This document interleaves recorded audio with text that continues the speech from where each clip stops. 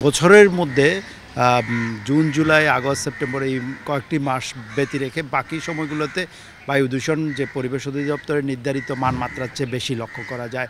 আবার নভেম্বর থেকে মার্চ পর্যন্ত, নভেম্বর, ডিসেম্বর, জানুয়ারি, ফেব্রুয়ারি, মার্চ এই ৫ মাস সারা বছরের প্রায় ৬০ থেকে ৬৫ ভাগ বায়ু দূষণ হয়ে থাকে।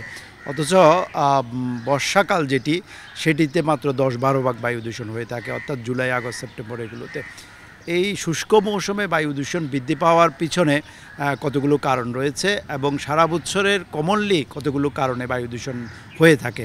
আমরা সারা বছরে লক্ষ্য করি যে আমাদের যে ঢাকার চারপাশে যে ইটের ভাটাগুলো রয়েছে সেগুলো বায়ু দূষণ করার জন্য দায়ী। এই যে শিল্প অঞ্চলগুলো রয়েছে সেখান থেকে বায়ু দূষণ হয়ে থাকে। এটি প্রায় ২৮ ভাগ থেকে বা ২৯ ভাগের মতো বায়ু দূষণ করে থাকে। কিন্তু এর চেয়েও বড় যে ভূমিকাটি রাখছে সেটি হলো আমাদের নির্মাণবিধি না মেনে নির্মাণ কাজ করা, যত্রতত্র রাস্তা খোঁড়াখুঁড়ি করা, বড় বড় প্রকল্পগুলোতেও এমনকি মেট্রো, এলিভেটেড এক্সপ্রেসওয়ে, বিআরটিএ এইরকম প্রকল্পগুলোতেও নির্মাণবিধি না মানা। এইসব কারণে প্রায় ৩০-৩১ ভাগ বায়ু দূষণ সেখান থেকে হয়ে থাকে। তৃতীয় বৃহত্তম উৎসটি হলো যানবাহনের কালো ধোঁয়া।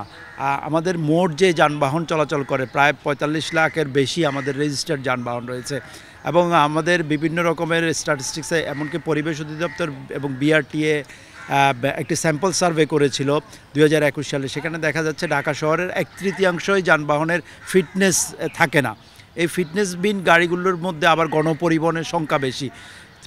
সেই হিসাবে প্রায় ৫ লাখ, ৫.৫ লাখের মতো যানবাহন শুধু ঢাকা শহরে চলাচল করছে, যেগুলো নিয়মিতভাবে ফিটনেস কমপ্লাই হয়তো করে না।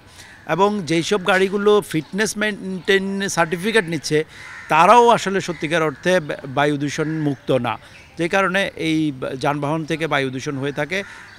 এর পরবর্তীতে আর কয়েকটি উৎসর মধ্যে একটি হলো আমাদের যেখানে আমরা বর্জ্য পোড়ানো শুরু করি, বিশেষ করে শুষ্ক মৌসুমে বর্জ্য পোড়াই। আমাদের কিছু ট্রান্সবাউন্ডারি এয়ার পলিউশন রয়েছে। সারা বছরে গড়ে প্রায় ৭ থেকে ১০ ভাগ ট্রান্সবাউন্ডারি এয়ার পলিউশন কন্ট্রিবিউট করলেও শুষ্ক মৌসুমে অর্থাৎ নভেম্বর, ডিসেম্বর, জানুয়ারি এই সময়গুলোতে মধ্যপ্রদেশ, হরিয়ানা, দিল্লি এইসব জায়গা থেকে খড় পোড়ানোর ধোঁয়া এবং ধুলাবালি আমাদের বাংলাদেশ পর্যন্ত বয়ে নিয়ে আসে।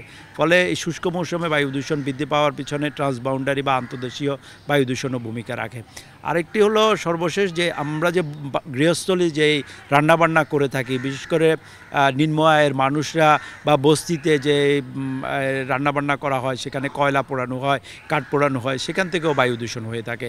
এবং এইগুলো ছাড়াও আমাদের ওভারঅল সব সেক্টরে, ইরিগেশন সেক্টর, আমাদের পাওয়ার টিলার, যানবাহন, ইন্ডাস্ট্রি সব জায়গায় কিন্তু ফসিল ফুয়েল ব্যবহার করা হচ্ছে।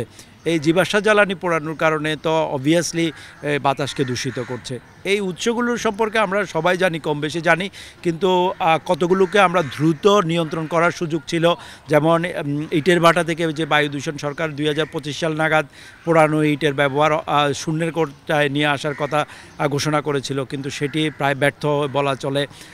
ফিটনেসবিহীন যানবাহনগুলো আমরা বন্ধ করতে পারছি না। নির্মাণ কাজগুলো মহামান্য হাইকোর্ট ২০১৯ থেকে ২১ সাল পর্যন্ত ১১টি পর্যবেক্ষণ দেওয়ার পরেও নির্মাণ কাজে নির্মাণবিধি না মেনেই নির্মাণ করা হচ্ছে। রাস্তা খোঁড়াখুঁড়ি একবার করে রেখে গেলে সেটি দিনের পর দিন, অনেক সময় মাসাধিককাল পর্যন্ত ওই খোঁড়া অবস্থায় থাকে। আবার নিচে দিয়ে ড্রেনের কাজ করে ফেলার পরে কার্পেটিং করা হয় না ৬ মাস ধরে। ফলে এগুলো গাড়ির চাকার সাথে মিলে, বাতাসে মিলে এই ধুলাবালিগুলো চারদিকে ছড়িয়ে যায়।